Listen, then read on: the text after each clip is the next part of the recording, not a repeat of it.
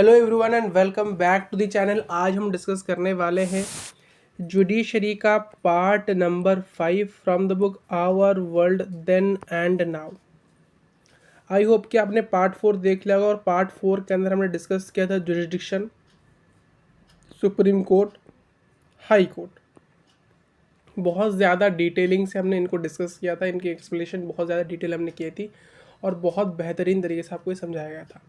But इस lecture के अंदर हम क्या डिस्कस करेंगे? इस लेक्चर के अंदर गाइस हम डिस्कस करने वाले हैं क्या गाइस? हम डिस्कस करने वाले हैं सब ऑर्डिनेट कोर्ट।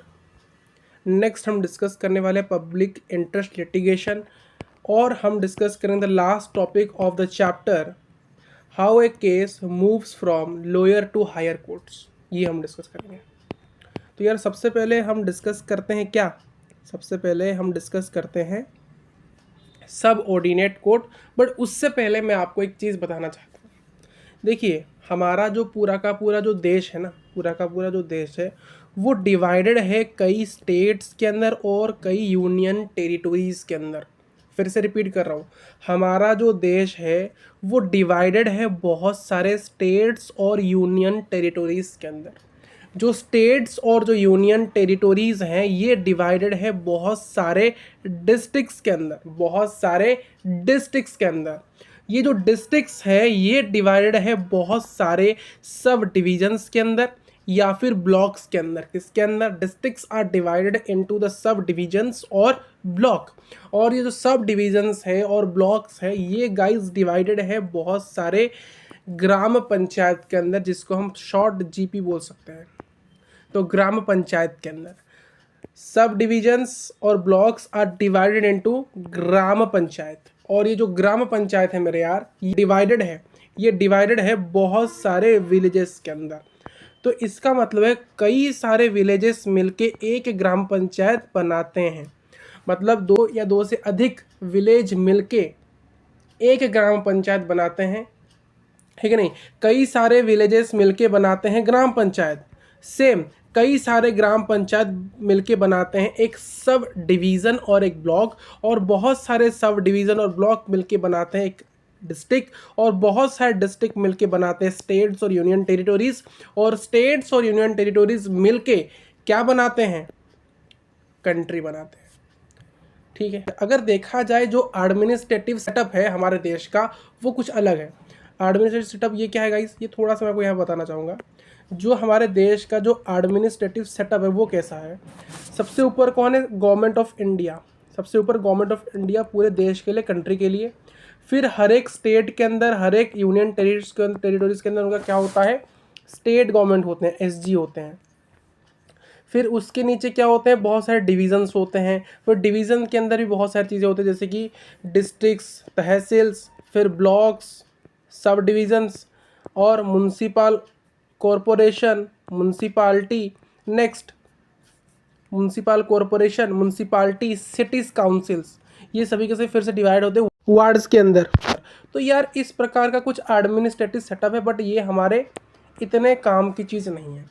जो देश को चलाने के लिए जो सेटअप चाहिए, जो एडमिनिस्ट्रेटिव सेटअप है वो ये रहा कि जो गवर्नमेंट ऑफ इंडिया पूरे देश के लिए, स्टेट गवर्नमेंट अपने स्टेट और यूटीज़ के लिए, फिर इस स्टेट्स के अंदर कई डिविजन्स होते हैं, वहाँ पर डिविजनल कमिश्नर्स होते हैं।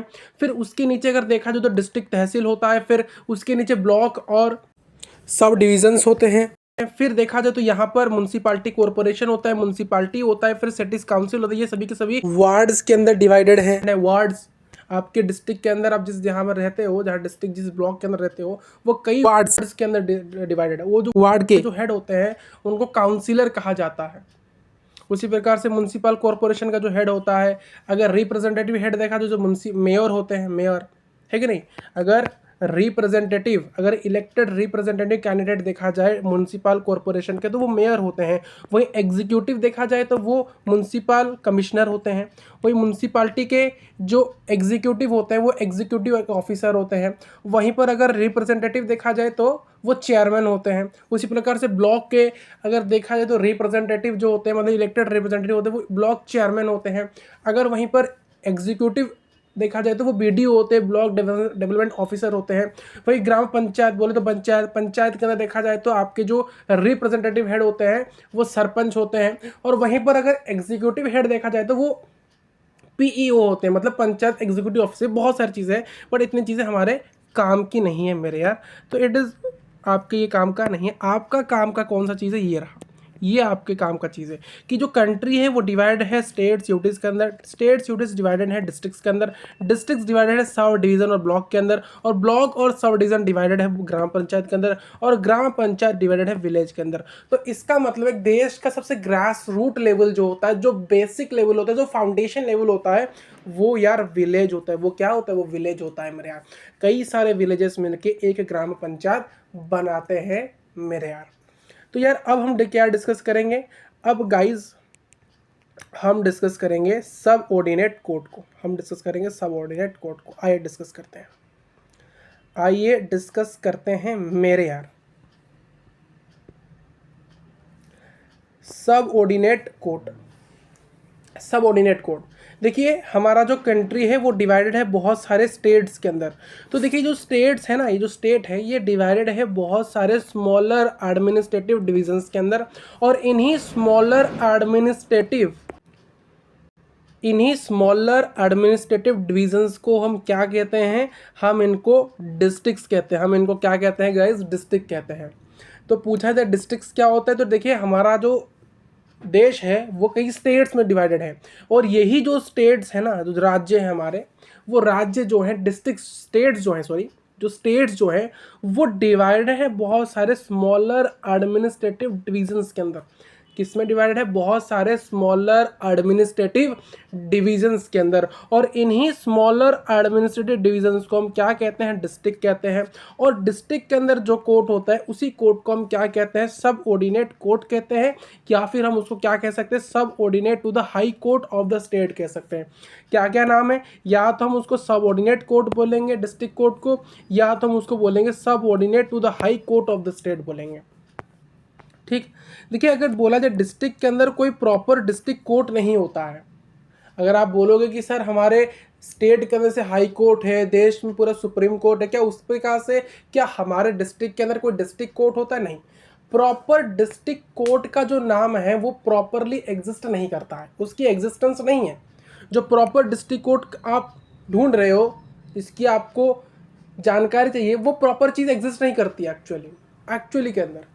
आपने कहीं देखा नहीं होगा कि आपके डिस्ट्रिक्ट के अंदर डिस्ट्रिक्ट कोर्ट है, वो डिस्ट्रिक्ट कोर्ट का नाम भी कुछ अलग होगा, है कि नहीं।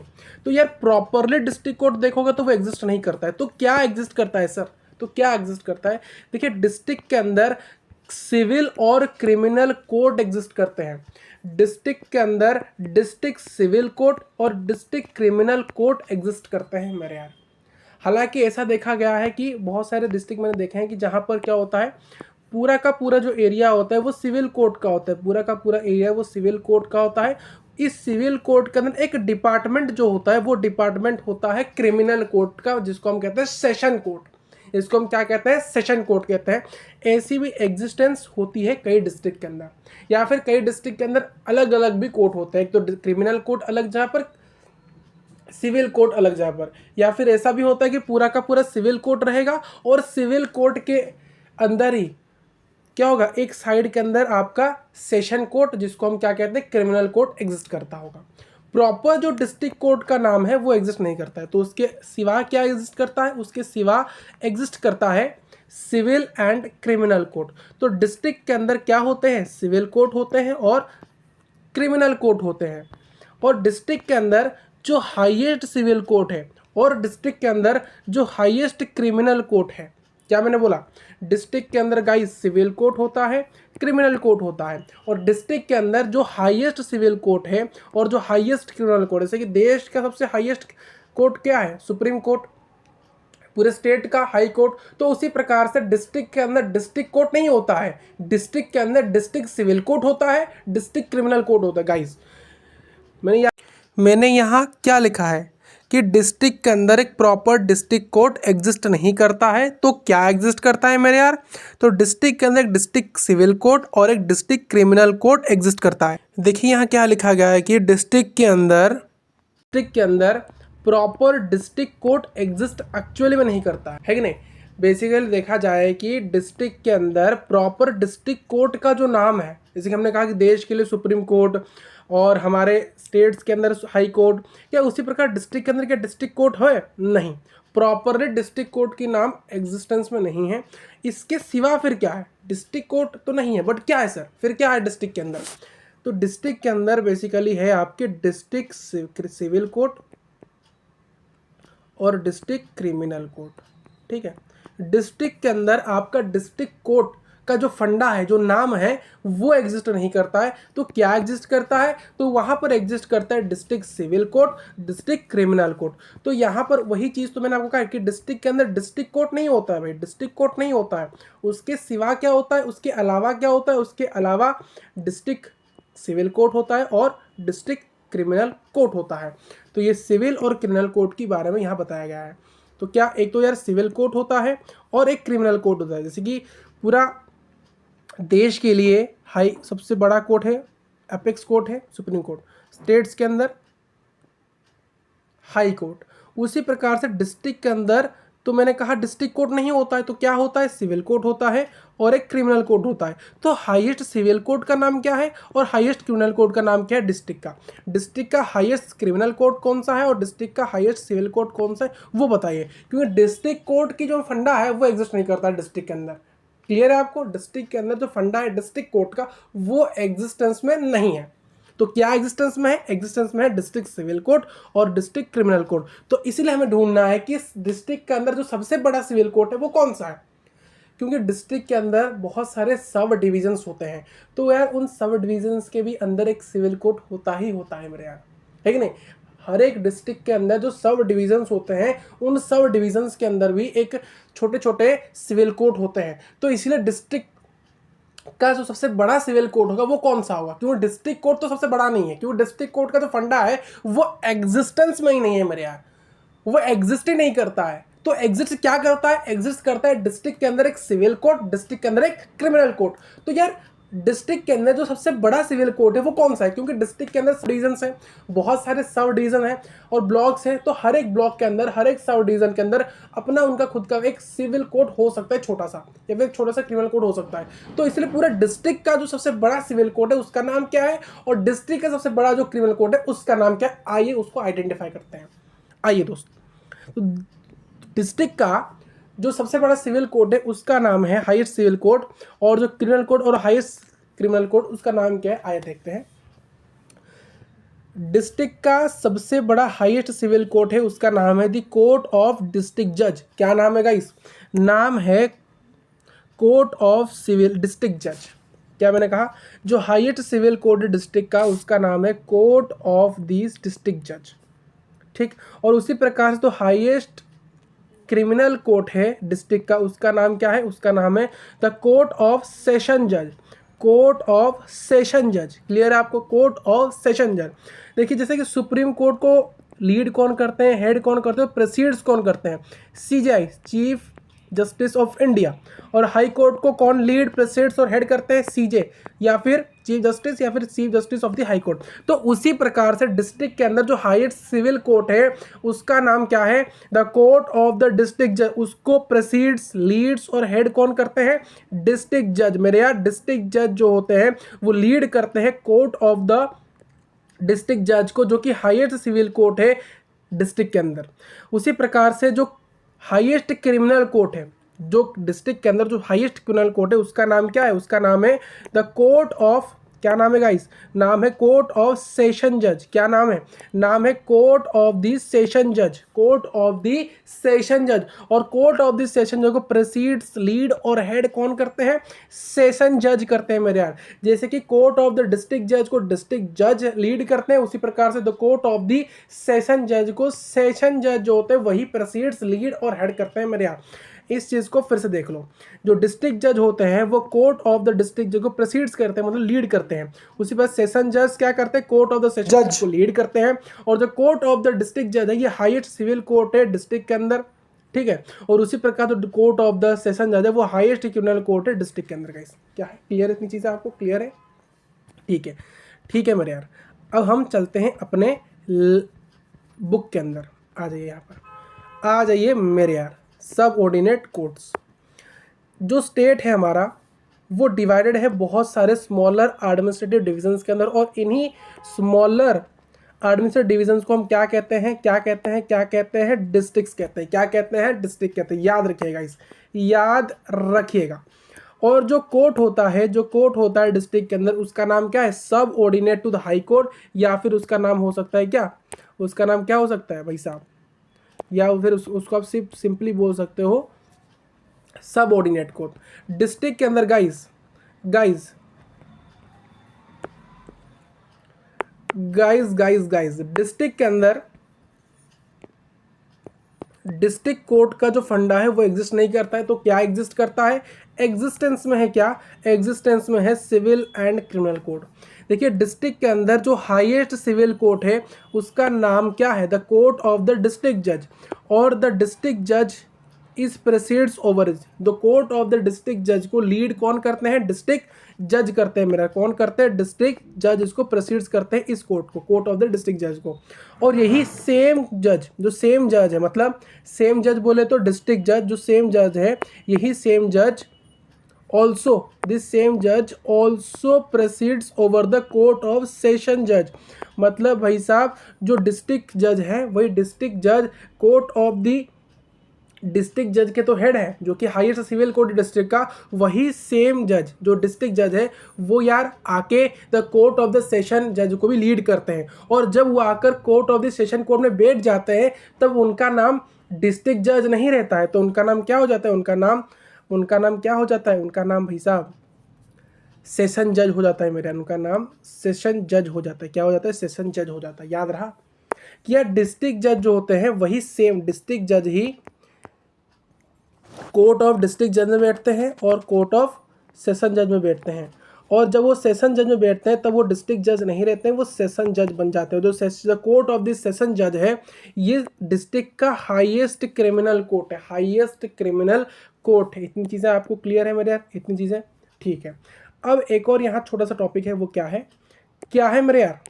वो है न्याय पंचायत। न्याय पंचायत, देखिए न्याय पंचायत स्मॉल और विलेज लेवल कोर्ट्स होते हैं। बहुत ज़्यादा हमने देखा था हमारे देश के अंदर सबसे ग्रास रूट लेवल के अंदर कौन सी इकाई बैठी है? कौन सा इकाई बैठी है मेरे यार? विलेज। विलेज सबसे छोटी इकाई है एक देश के अंदर। एक देश के अंदर सबसे छोटी इकाई विलेज है। जैसे कि हमारे बॉडी के अंदर एक सब्सटेंस के अंदर सबसे छोटी इकाई क्या है? क्या है भाई साहब? एक मैटर का सबसे छोटी इकाई क्या? एटम्स।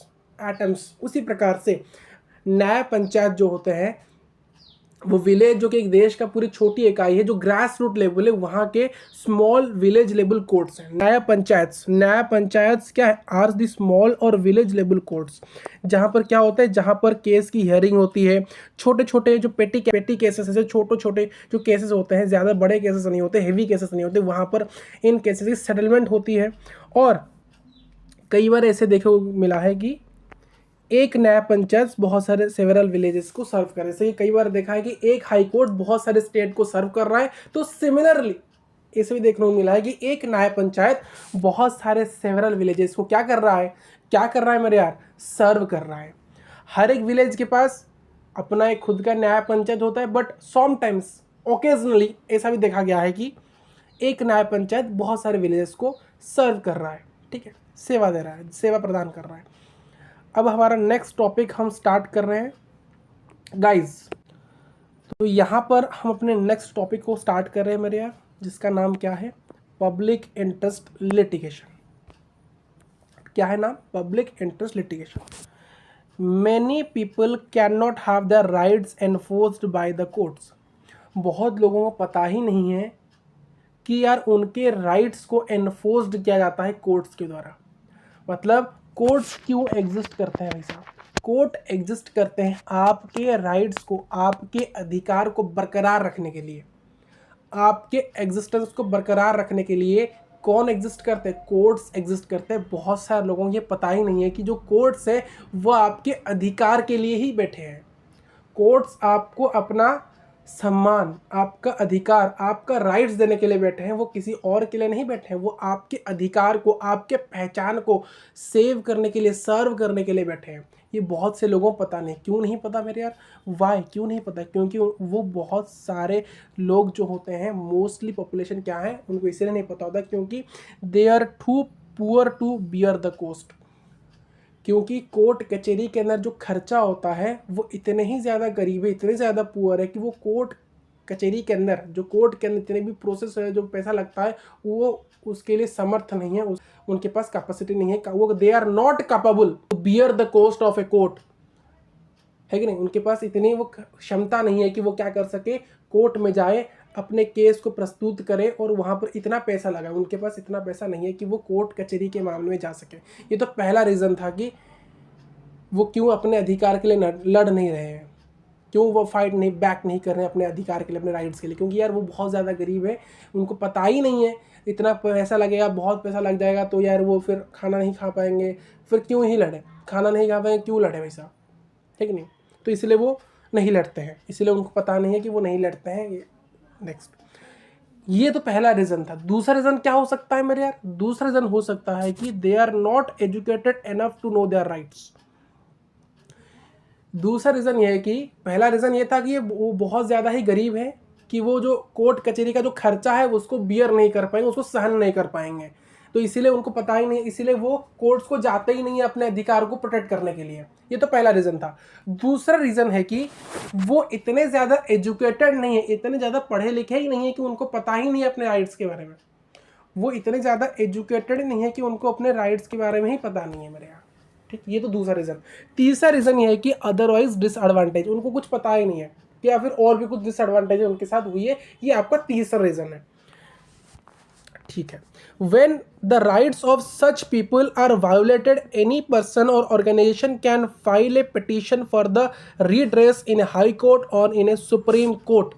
जब भी कोई ऐसे पर्सन, अगर कोई पर्सन का पैसा नहीं है कि वो कोर्ट के अंदर केस लड़ सके, या फिर वो इतना एजुकेटेड इनफ नहीं है कि वो, उसको पता ही नहीं अपने राइट्स के बारे, या फिर कोई भी अदर डिसएडवांटेज उसके साथ घटित हुई है, तो उस समय क्या होगा? क्या सर उसको अपना अधिकार नहीं मिलेगा?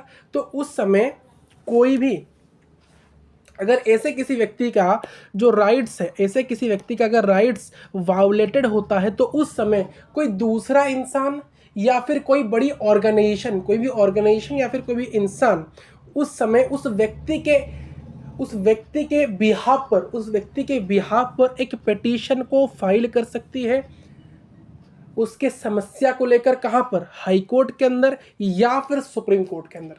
या तो हाई कोर्ट के अंदर या तो सुप्रीम कोर्ट के अंदर उस व्यक्ति के बिहाफ में कोई एक व्यक्ति या फिर कोई ऑर्गेनाइजेशन, कोई संगठन उसके बिहाफ में जाकर उसके प्रॉब्लम को हाई कोर्ट के अंदर या सुप्रीम कोर्ट के अंदर प्रस्तुत कर सकते हैं। कैसे? एक पिटीशन को फाइल करके, ठीक है, एक पिटीशन को फाइल करके मेरे यार। Such a petition may also be filed in public interest to make a government to perform a public duty। ऐसे जो पिटिशंस होते हैं ये हमेशा कोई एक इंडिविजुअल या फिर कोई संगठन, कोई ऑर्गेनाइजेशन हमेशा फील नहीं कर सकता है। कि कई बार ऐसा भी देखने को मिला है कि मतलब हमेशा ऐसा नहीं होता है कि हर बार तो कोई इंसान ही या फिर कोई इंडिविजुअल ही या फिर कोई संगठन ही करता है। कई बार ऐसा भी कि देखने को मिला है कि ऐसे पिटीशन सरकार भी फिल करती है। जो सरकार है कई बार भी वो भी ऐसे पिटीशन को फिल करती है जो कि पब्लिक के इंटरेस्ट में है, जनहित में जारी मेरे यार, लोगों के इंटरेस्ट में जो है, लोगों के इंटरेस्ट को प्रोटेक्ट करने के लिए कई बार सरकार लोगों के बिहाफ में क्या करती है? केस फाइल पिटीशन करती है। कहाँ पर? हाई कोर्ट के अंदर या फिर सुप्रीम कोर्ट के अंदर। जैसे कि सरकार कई बार पब्लिक ड्यूटी को परफॉर्म करती है, या फिर कई बार कुछ एनवायरमेंटल पॉल्यूशंस हार्म्स हैं, या फिर कोई पब्लिक को क्या कर रहा है? धमकी दे रहा है, थ्रेटन्स कर रहा है, हार्म पहुंचा रहा है। तो उस समय क्या हो सकता है? जो सरकार है क्या कर सकती है? एक केस फाइल कर सकती है उन लोगों के बिहाफ पर, पब्लिक के बिहाफ पर, कोई एनवायरमेंटल कंडीशन के बिहाफ पर। कहाँ पर? हाई कोर्ट के अंदर या फिर सुप्रीम कोर्ट के अंदर। हमेशा कोई इंडिविजुअल या फिर ऑर्गेनाइजेशन भी केस फाइल नहीं करती पिटीशन उन लोगों के बिहाफ पर, सरकार भी उनके बिहाफ पर केस फाइल कर सकती है। मेरे यार। क्लियर? आपको इतनी क्लियर है चीज़ें? ठीक है। और द प्रोसेस ऑफ मेकिंग और defending a claim in a court is called litigation. क्या बोला मेरे यार, इसने बोला जो प्रोसेस है किस चीज़ को बनाने का या फिर डिफेंड करने का एक क्लेम को। भाई साहब मैंने बोला, ए ने बोला कि बी को, ए ने कहा, ए ने इल्ज़ाम लगाया बी के ऊपर कि बी ने मेरे घर से 1 लाख रुपए की चोरी करी है मेरे यार, चोरी करी है भाई साहब, चोरी कर दी भाई साहब।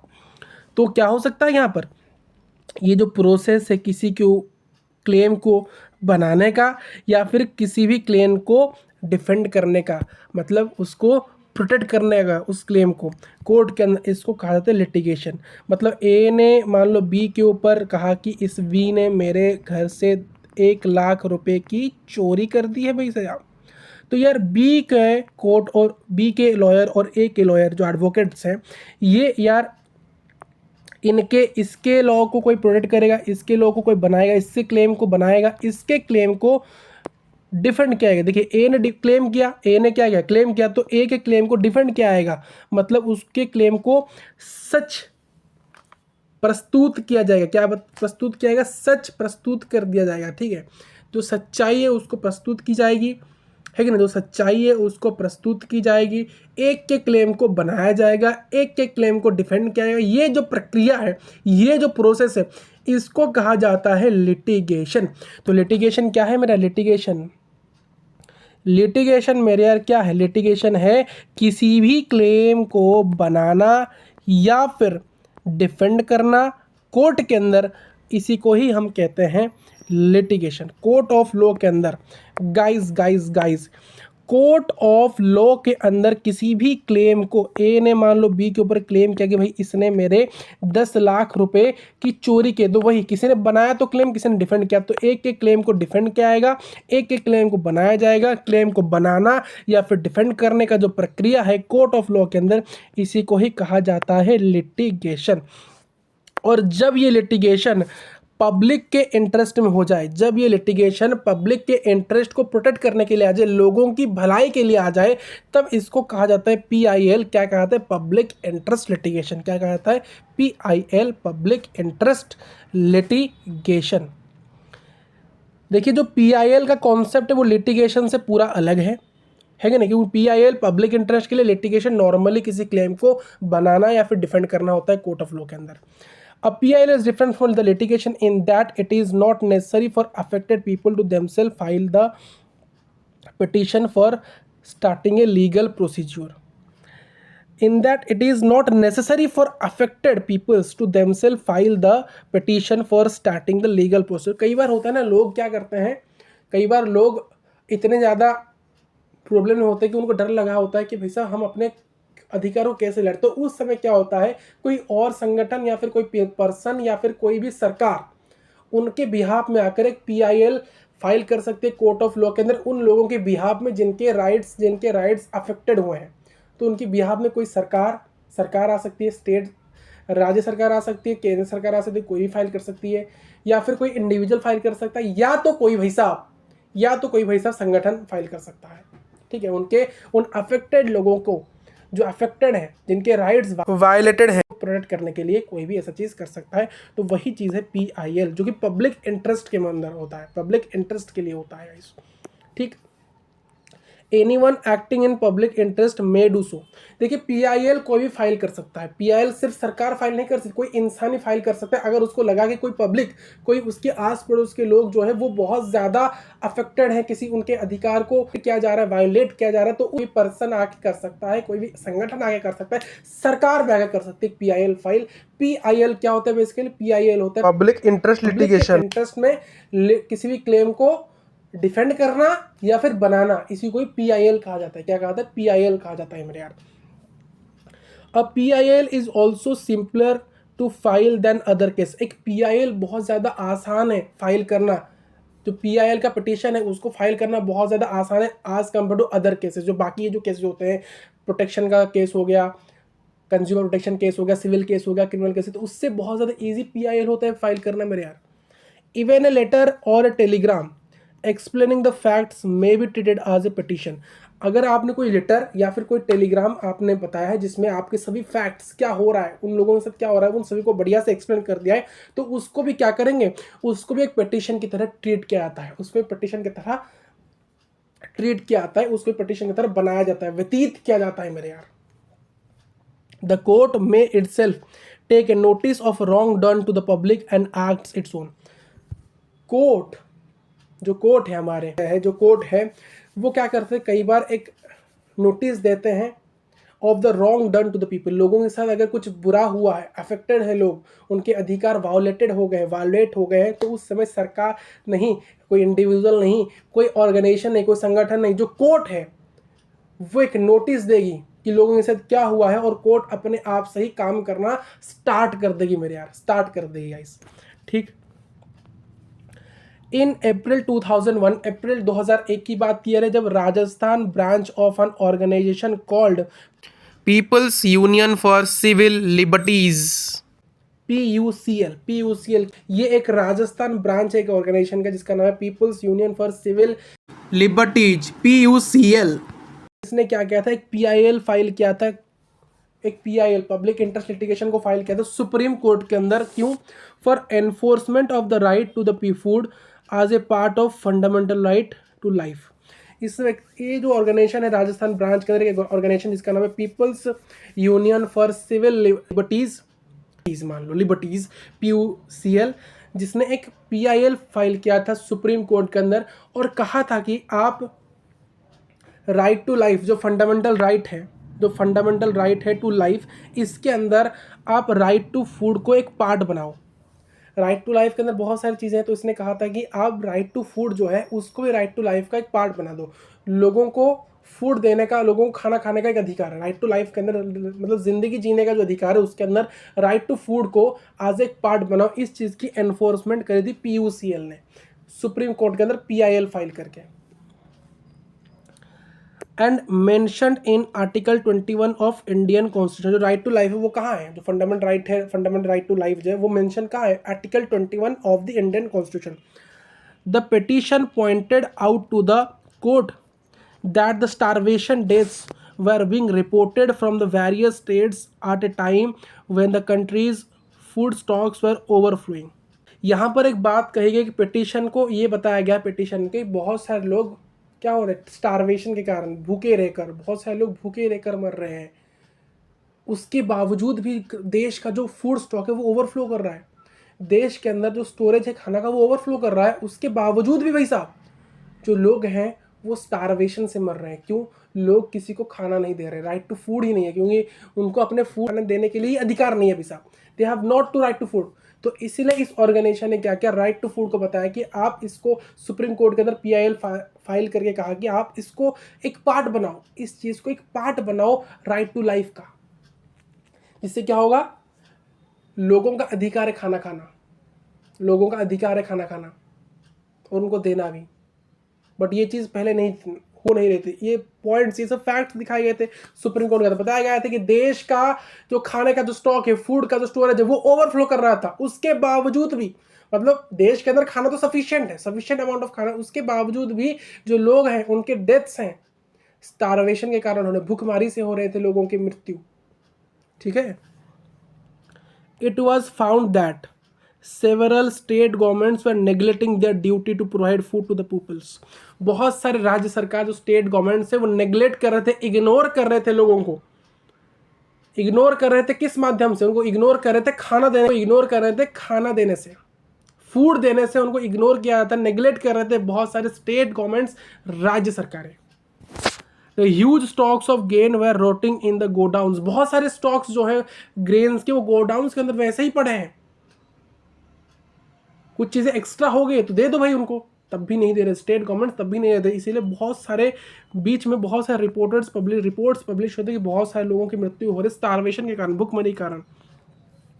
इस पूरे के पूरे केस को हियर करने का सुप्रीम कोर्ट ने बहुत सारे ऑर्डर्स दिए स्टेट गवर्नमेंट को, स्टेट्स गवर्नमेंट को कहा कि आप खाने का जो एक्सेस है, जो फूड का एक्सेस है वो बहुत ज़्यादा बढ़ा दीजिए, जो खाने का एक्सेस है लोगों को वो इंक्रीज कर दीजिए। For example it asks to the state government to improve the distribution of foods, खाने का जो डिस्ट्रीब्यूशन है उसको बढ़ा दीजिए। Public distribution system PDS system को, पीडीएफ सिस्टम जो है आपने देखा बहुत सारे सरकार के अंदर जो ट्रक्स, आपके डिस्ट्रिक्ट से बहुत सारे ट्रक्स जाती होंगी पीडीएस के ट्रक, वो पब्लिक डिस्ट्रीब्यूशन सिस्टम है, उसी के अंदर खाना जाता है। जो पब्लिक डिस्ट्रीब्यूशन सिस्टम के थ्रू ही आपको फूड्स ट्रांसफर करना है, ये सुप्रीम कोर्ट ने कहा बहुत सारे स्टेट्स गवर्नमेंट्स को।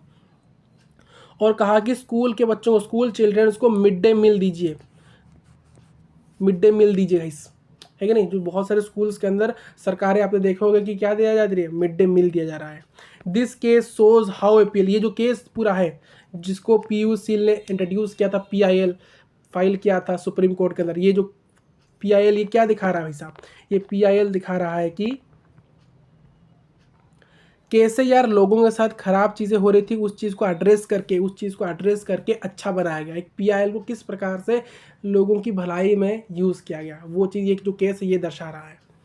PILs have also been used to get courts order issued from the payment of minimum wages to laborers। अगर लेबर्स को कोई मिनिमम वेजेस, मतलब लेबर्स के मिनिमम वेजेस जो सेट किए गए हैं वो फिक्स्ड है, अगर उन मिनिमम वेजेस से उन लेबर्स को कोई कम दे रहा है तो उस समय PIL काम से आ जाता है। अगर कोई ऑर्गेनाइजेशन देख रहा है, फिर कोई इंडिविजुअल्स देख रहा है, फिर कोई सरकार देख रही है कि इस लेबरर्स को, इन ग्रुप ऑफ लेबरर को जो मिनिमम वेजेस सेट किया गया है गवर्नमेंट के द्वारा वो नहीं दिया जा रहा है, तो यहाँ पर PIL को हम फाइल कर सकते हैं उन लेबर्स के बिहाफ पर कि यार इनको मिनिमम वेजेस जो चाहिए, जो फिक्स्ड है बाय द गवर्नमेंट, वो उनको नहीं दिया जा रहा है, तो यार इनके जो वेजेस के राइट्स यहाँ पर वायलेटेड हो रहे हैं, अफेक्टेड हो रहे हैं, तो ये भी यहाँ पर भी PIL को हम यूज़ कर सकते हैं अगर ऐसा कोई हो रहा है। For polluting industries to take step to control pollution and so on, अगर कोई इंडस्ट्री है वो हद से ज़्यादा पॉल्यूशन कर रही है, हद से ज़्यादा एयर पोल्यूशन, वाटर पोल्यूशन कर रही है, जिससे क्या हो रहा है वहाँ पर जो लोग हैं वो सफ़र कर रहे हैं, तो यहाँ पर उन पूरे लोगों के बिहाफ पर कोई संगठन या फिर कोई व्यक्ति केस फाइल कर सकते हैं, मतलब एक PIL फाइल कर सकता है हाई कोर्ट के अंदर, सुप्रीम कोर्ट के अंदर, बता सकता है कि यहाँ पर जो इंडस्ट्री है वो क्या कर रहे हैं, इतनी ज़्यादा पोल्यूशन कर रहे हैं कि वहाँ पर जो लोग हैं, जो सराउंडिंग जो लोग हैं वो अफेक्ट हो रहे हैं, सफ़र कर रहे हैं। तो यहाँ पर ये पूरे कुछ एग्जाम्पल से कहाँ कहाँ PIL का हम यूज़ कर सकते हैं, कहाँ इसका हम प्रदर्शन कर सकते हैं, यूज़ कर सकते हैं, क्या इसके फ़ायदे हैं PIL के, कहाँ कहाँ PIL नेसेसरी यूज़ करना, ये कुछ एग्जाम्पल से हम बताए हैं। और भी चीज़ें हैं गाइस, और भी चीज़ें हैं। Court judgement do not always go in favour of disadvantaged people. The court judgement do not always go in favour of disadvantaged people. कई बार देखा गया है जिस व्यक्ति ने सफ़र किया है उसके फॉर में केस होना चाहिए था। अगर मेरे घर से चोरी हुई है तो जो केस कोर्ट के अंदर जो जजमेंट होना चाहिए था वो मेरे फॉर में होना चाहिए था, मेरे तरफ होना चाहिए था। बट ये हमेशा नहीं होता है, हर वक्त चीज़ मेरे फेवर में नहीं हो सकती है। मेरे घर से चोरी हुई है तो जो केस का जजमेंट है, जो कोर्ट का जजमेंट है, वो मेरे फेवर में होना चाहिए था, बट ऐसा हमेशा नहीं होता है। जिसने चोरी की उसके फेवर में केस हो सकता है, उसके फॉर में हो सकता है, और मेरे खिलाफ, मेरे अगेंस्ट में हो सकता है। ऐसा नहीं है कि यार हमेशा जिस व्यक्ति ने सफ़र किया है, जिस व्यक्ति ने अफेक्ट हुआ है, जिसके राइट्स वायोलेटेड है, उन्हीं के ही फेवर में, उन्हीं के ही फॉर में, उन्हीं के ही फायदे में हमेशा केस नहीं आता है, कई बार उनके अगेंस्ट में केस आ जाता है। इसलिए लिखा गया कोर्ट जजमेंट्स हमेशा डिसएडवांटेज्ड पीपल्स के फेवर में, उनके फायदे में, उनके फॉर में नहीं आता, कई बार उनके अगेंस्ट चला आता है मेरे यहाँ। और इस समय क्या होता है, and the courts often take so long to pass judgment that the victims are in effect denied justice। जो कई बार भी ऐसे देखा गया है कि कोर्ट्स के जो जजमेंट को पास करने का जो समय है बहुत लंबा हो जाता है। तो इससे क्या होता है, जो विक्टिम्स थे, जो उसका शिकार हुए थे, जो उससे पीड़ित थे, जो उस कंडीशन से, उस केस से पीड़ित थे, जो सफ़र किए थे, उनकी जस्टिस भी लेट हो जाती है।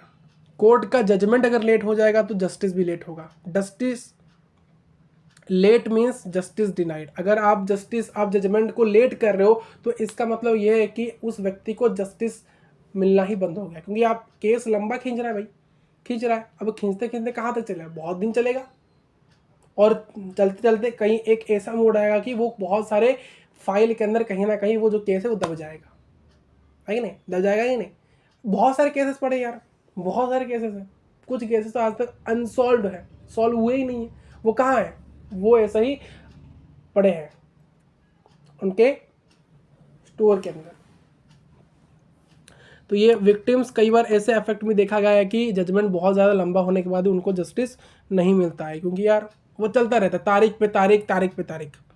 For example, Supreme Court allowed the Sardar Sarovar project on the river of Narmada to continue even though the people displaced by it were not properly resettled elsewhere। यहाँ पर एग्जाम्पल बताया गया है कि सुप्रीम कोर्ट ने जो सरदार सरोवर प्रोजेक्ट को अलाउ कर दिया था बट वहाँ नर्मदा रिवर के अंदर, बट वहाँ पर जो लोग पहले रहते थे उस एरिया में जहाँ पर सरदार सरोवर प्रोजेक्ट बनने वाला था, वहाँ पर बहुत सारे लोग रहते थे। उन लोगों को उनके जगह से तो पहले छीन लिया गया, फिर उनके साथ सेटलमेंट की नहीं गई, उनको प्रॉपरली एक जगह से दूसरे जगह नहीं लिया गया, उनको घर नहीं दिया गया, इस प्रकार से प्रॉपर सेटलमेंट नहीं हुआ था। तब भी सुप्रीम कोर्ट ने क्या कर दिया, अलाउ कर दिया कि आप सरदार सरोवर प्रोजेक्ट जो है नर्मदा रिवर के अंदर उसको स्टार्ट कर दो। देखो क्या हो रहा है, देख पा रहे हो कि यार हमेशा जो चीज़ होती है वो डिसएडवांटेज्ड के फेवर में नहीं होती है, नहीं होती है मेरे यार। कई बार आपके अगेंस्ट में हो सकता है, आपके साथ आप ही सफ़र हुए हो बट आप ही के अगेंस्ट में वो चीज़ आ गई है, आप ही को ही विक्टिम मान लिया गया है, आप ही विक्टिम थे, अब आप ही को ही मनाया जा रहा है कि आप अपराधी हो, आप ऑफेंडर हो भाई साहब, आप ऑफेंडर हो, आपके ऊपर एक्यूजेशन लगे हैं बट आपने कुछ किया नहीं है। कई बार ऐसी चीज़ें भी देखने को मिलती हैं मेरे यार। The hearing of the case were repeatedly delayed. जो केसेस थे यहाँ पर, ये जो नर्मदा प्रोजेक्ट रिवर के ऊपर जो लोगों को प्रॉपरली रीसेटल्ड नहीं किया गया था कहीं और पर, वो जहाँ रहते थे वहाँ पर तो प्रोजेक्ट बनने वाला था तो उनको अलग जगह से रीसेटल करना था, बट नहीं हुआ था। प्रॉपरली उनको रीसेटल करने के बाद प्रोजेक्ट बनना था, प्रोजेक्ट की नींव रखी जानी थी, बट ऐसा नहीं हुआ। उनको प्रॉपरली रीसेटल करने बिना ही, उनको ही प्रॉपरली रीसेटल करे बिना ही सुप्रीम कोर्ट ने अलाउ कर देगा सरदार सरोवर प्रोजेक्ट को स्टार्ट कर दो नर्मदा रिवर पर। और जब भी वो लोग केस फाइल कर रहे थे, वो केस की जो हियरिंग है वो डिले हो रहे थे मेरे यार। Ultimately, it became clear that only after the construction were completed, the lands displaced people were submerged. The court would decide whether the construction were illegal.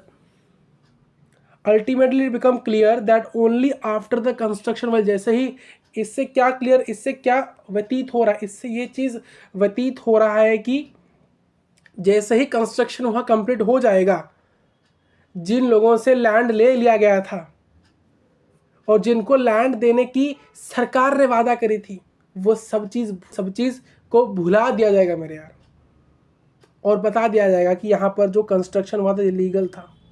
क्यों, यहाँ पर देखिए केस की हेरा फेरी करने में कुछ फ़र्क नहीं पड़ता। जैसे कि यहाँ पर बता दिया गया, उनको यार रीसेटल करने वाला था बट किया नहीं गया, रीसेटल करने चाहिए था बट उन्होंने किया नहीं। और जैसे ही वंस कंस्ट्रक्शन कंप्लीट हुआ, उन्होंने उस कंस्ट्रक्शन को लीगल मान लिया। अब जैसे ही वो कंस्ट्रक्शन लीगल बन गया, अब ये जो लोग वहाँ रहते थे, जो डिस्प्लेस्ड हो गए थे, अगर केस फाइल करेंगे तो किसके खिलाफ करेंगे, क्योंकि वो जो चीज़ है तो लीगल है ना। अगर इलीगल कोई चीज़ बना होता, इलीगल कोई बिल्डिंग बनाए, इलीगल कोई पॉन्ड बनाए, इलीगल कोई प्रोजेक्ट बनाए, तब तो जाकर कंप्लेंट करेंगे भाई। तो जो लीगल कंस्ट्रक्शन हो गया तो जो डिस्प्लेस्ड लोग हैं वो सफर ही करते रहे, उनकी किसी ने नहीं सुनी। ओवर टाइम द कोर्ट में also change the way look at a particular issue. कई बार कोर्ट्स जो है अपने नज़रिए को भी चेंज करते रहते हैं, ठीक है नहीं। For example, in the case of ओगला Tellis versus Bombay Municipal Corporation, BMC, जो BMC है बॉम्बे म्यूनसिपल कॉरपोरेशन के साथ जो ओगला तेलीज का जो केस है, यहाँ पर क्या हुआ था देखो, यहाँ पर कोर्ट ने क्या किया था, अपने नज़रिए को ही चेंज कर दिया इस पर्टिकुलर इशू के अंदर। जैसे कि 1985 के आसपास जो सुप्रीम कोर्ट के अंदर held that the right to livelihood is a part of right to land mentioned in Article 21 of our Constitution. It declared that the pavement dwellers who would lose their means of livelihoods if evicted could be resettled elsewhere. in some latter cases. However, the courts have been sealed the pavement dwellers are encroacher, and when the ordering destruction of unauthorized dwelling, they have discouraged resettling the evicted people as this could encourage other to settle on public land.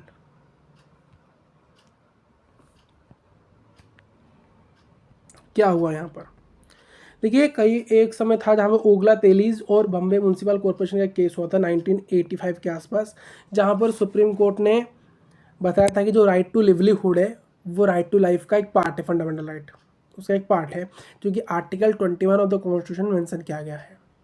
यहाँ पर बताया गया,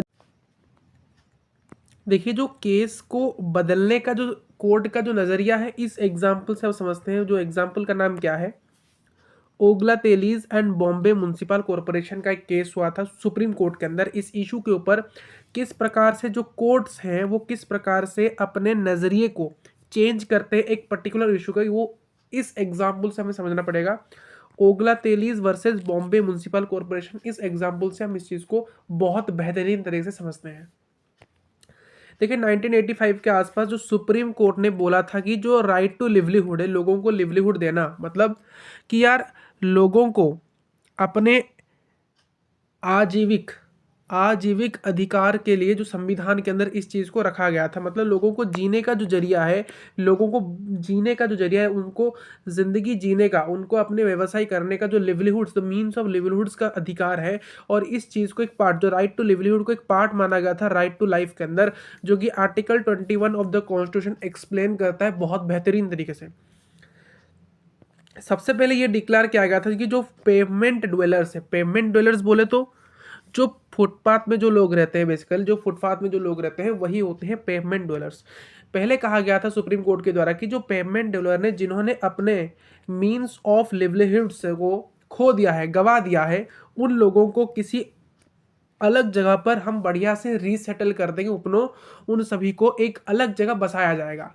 जिन लोगों को, जो लोग पहले footpath में रहते थे, पेमेंट डॉलर जो भी फुटपाथ में रहते थे, अगर उन्होंने अपने लिवलीहुड्स को से उन्हें वंचित किया गया है, उन्होंने गवा दिया है उन्होंने अपने लिवलीहुड्स को, मीन्स ऑफ लिवलीहुड्स, तो उन लोगों को अपने उस जगह से अगर फुटपाथ से उनको उठाया जाता है, उनको हटा दिया जाता है, तो उनको कहीं और क्या किया जाएगा, रीसेटल किया जाएगा बहुत प्रॉपरली। पहले तो ये कहा गया था, पहले कहा गया कि पहले जो पेमेंट डॉलर से जिन्होंने भी अपने लॉस किया है मीन्स ऑफ लिवलीहुड को, उन सभी लोगों को किसी और जगह हम क्या करेंगे, रीसेटल कर देंगे, उनको किसी और जगह हम बसा देंगे। बट इसी केस के अंदर फिर से यहाँ पर कुछ समय के बाद फिर से कहा जाता है, कोर्ट ने देखा कि ये जो पेमेंट डॉलर्स है ये एंक्रोचर्स है। क्या है भाई, सब एंक्रोचर्स की तरह बिहेव कर रहे हैं, एंक्रोचर्स की तरह बिहेव कर रहे हैं मेरे यार। क्या कर रहे हैं, किस तरह, बोलो मेरे यार, बोलो किस तरह बिहेव कर रहे हैं, ये बिहेव कर रहे हैं एंक्रोचर्स की तरह।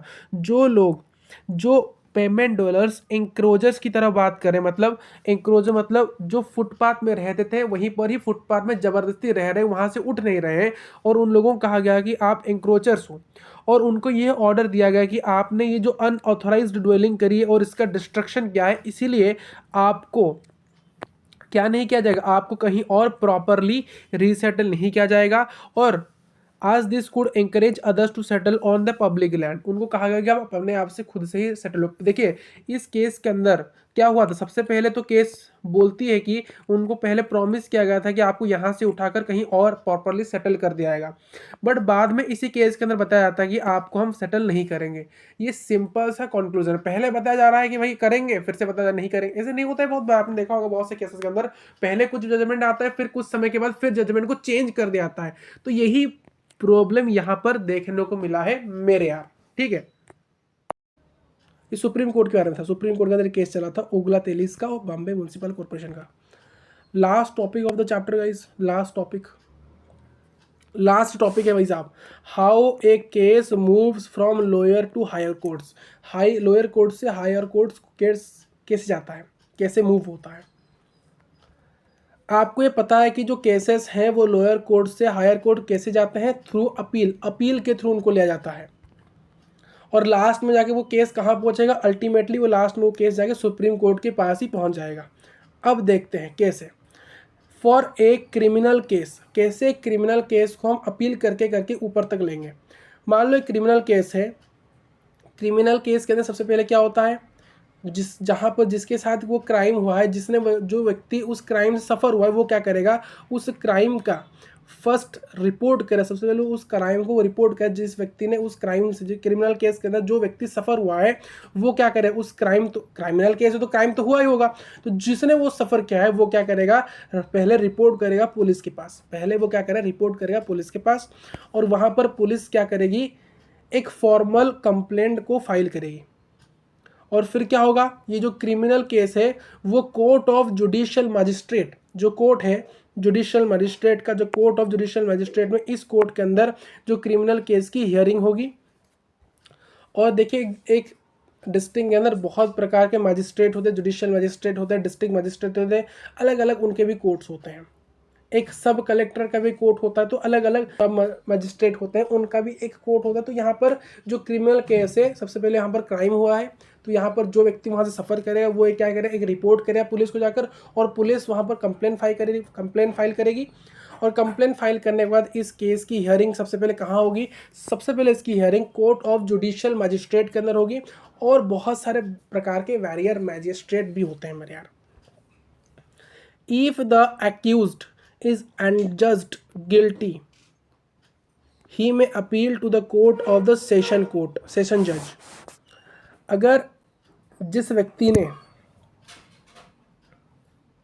व्यक्ति ने अपराध किया था और उसी को ही अपराध घोषित कर दिया गया, तो वो व्यक्ति क्या कर सकता है, जिसको यार अपराधी घोषित कर देगा, वो व्यक्ति फिर से इस चीज़ को अपील कर सकता है। कहाँ, जिस व्यक्ति की, जिसके ऊपर, इफ द अक्यूज्ड इज अंडल्स्ड गिल्टी, मतलब जिसके ऊपर आरोप लगाएगा, जिसने सफ़र हुआ था, जो व्यक्ति सफ़र हुआ था, जिसके ऊपर इल्ज़ाम लगाया था भाई इसने क्राइम किया है, अगर उस व्यक्ति जिसने क्राइम किया है उसको ही, जिसके ऊपर एक्यूजेशन लगा है, जिसके ऊपर आरोप लगा है, और उसी को ही अपराधी घोषित कर दिया जाता है by the court of judicial magistrate, तो जिस व्यक्ति को अपराधी घोषित कर देगा, वो व्यक्ति क्या कर सकता है, अपील कर सकता है अपने केस को, कहाँ पर, the court of the session जज।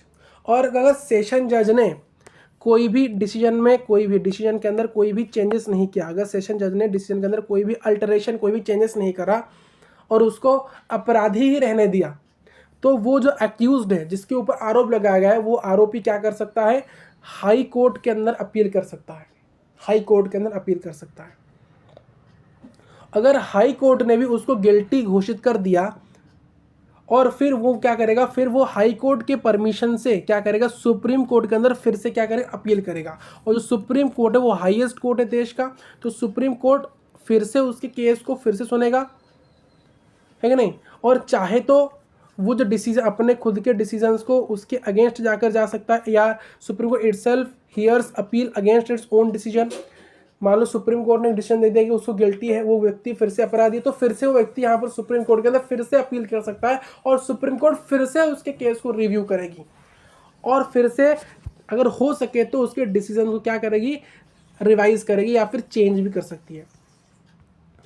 सबसे पहले क्रिमिनल केस के अंदर जो व्यक्ति सफ़र होता है वो पुलिस के पास जाता है, रिपोर्ट करता है, फिर पुलिस एक केस फाइल, एक क्या करती है, एक फॉर्मल कंप्लेंट फाइल करती है। फिर केस की हियरिंग कहाँ चलती है, कोर्ट ऑफ जुडिशियल मजिस्ट्रेट के पास। फिर यहाँ पर जिस व्यक्ति ने सफ़र हुआ था, यहाँ पर ये व्यक्ति मान लो सफ़र है और इसने अब क्राइम किया है, तो जिसने क्राइम किया है, मान लो कोर्ट ऑफ जुडिशियल मजिस्ट्रेट, इस व्यक्ति ने क्राइम किया, तो इसको क्रिमिनल और इसको अपराधी घोषित कर दिया था। ये एक्यूजेशन पर्सन था, अक्यूज्ड पर्सन था, इसको अपराधी घोषित कर दिया। तो ये जो अपराधी था ये क्या करेगा, ये इस कोर्ट के ऊपर जाएगा, कोर्ट ऑफ सेशन जज के पास जाएगा, वहाँ पर अपने केस को देखेगा।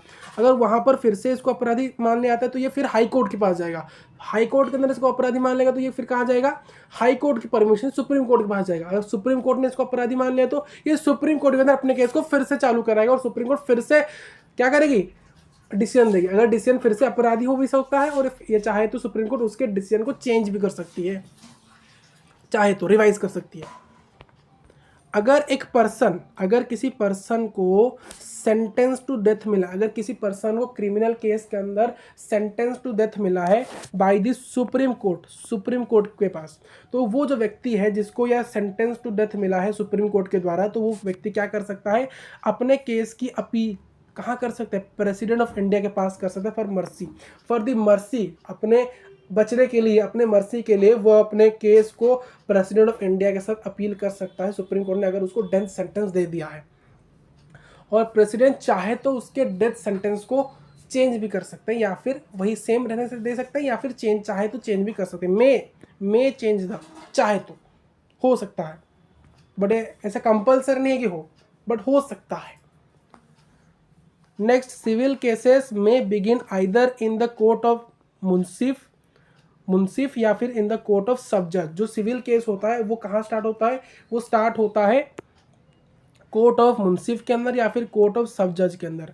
फिर वहाँ से वो कहाँ जाता है, फिर उसकी अपील कहाँ होती है? फिर सबसे पहले उसकी अपील होती है, पहले तो यहाँ होगा कोर्ट ऑफ मुंसिफ में होगा या फिर कोर्ट ऑफ सब जज के पास होगा। फिर वहाँ से अपील होकर वो केस जाएगा कोर्ट ऑफ द डिस्ट्रिक्ट जज के पास।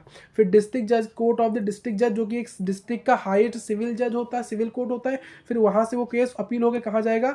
वो स्टेट के हाई कोर्ट के पास जाएगा। फिर अल्टीमेटली वो कहाँ जाएगा? सुप्रीम कोर्ट के पास जाएगा।